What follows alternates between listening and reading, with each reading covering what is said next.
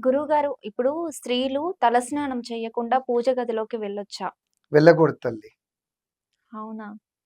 ఎందుకు గురువుగారు? అంటే నిత్య పూజా విధానంలో అయితే హ్మ్. కనీసం వారంలో 2 రోజులైనా, హ్మ్. 3 రోజులైనా తలస్నానం చేయమని చెప్పారు. ఓకే. ప్రతిరోజు స్త్రీలు పూజ చేసుకుంటారు కాబట్టి హ్మ్. నిత్య పూజ మీకు హెవీ జుట్లు ఇవంతా ఇబ్బంది ఉంటది కాబట్టి ప్రతిరోజు తలస్నానం చేయాలన్నా మీకు ఇబ్బందే. హ్మ్. అయితే దీంట్లో 2 రకాలున్నాయి. నిత్య పూజ చేసే విధానంలో అయితే వారంలో కనీసం 2 సార్లన్నా తలస్నానం చేయాలి. హ్మ్. కానీ ప్రత్యేకంగా వ్రతాలు, హ్మ్. నోములు, పండుగలు, శుభ కార్యక్రమాలకు లేదా ఏదైనా దేవాలయానికి దర్శనానికి ఇవాళ వెళ్దాం అనుకుంటున్నాం ఫ్యామిలీ అందరితో. హ్మ్. ఈరోజు నా పుట్టినరోజు అండి, దేవాలయానికి వెళ్ళాలనుకుంటున్నాం. ఇలా పెళ్లి రోజు దేవాలయాలకు వెళ్తున్నాము.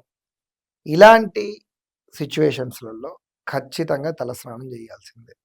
ఓకే. తలస్నానం చేసి భగవంతుడిని ఇచ్చేసుకోవాలి. హ్మ్. ఒకవేళ డైలీ నేను గుడికి వెళ్తాను అనేవాళ్ళు కొంతమందుంటారు. వాళ్ళు ఖచ్చితంగా చేసుకోవాలా? అవసరం లేదు. హ్మ్. అది గూడా ఇప్పుడు డైలీ అంటే నిత్య పూజా విధానంలో భాగం గదా! అవును. అంటే ఇంట్లో వరకే దానికైనా చెప్పండి. 2 రోజులు. ఓకే.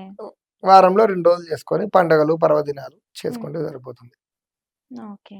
ఓకే గురువుగారు.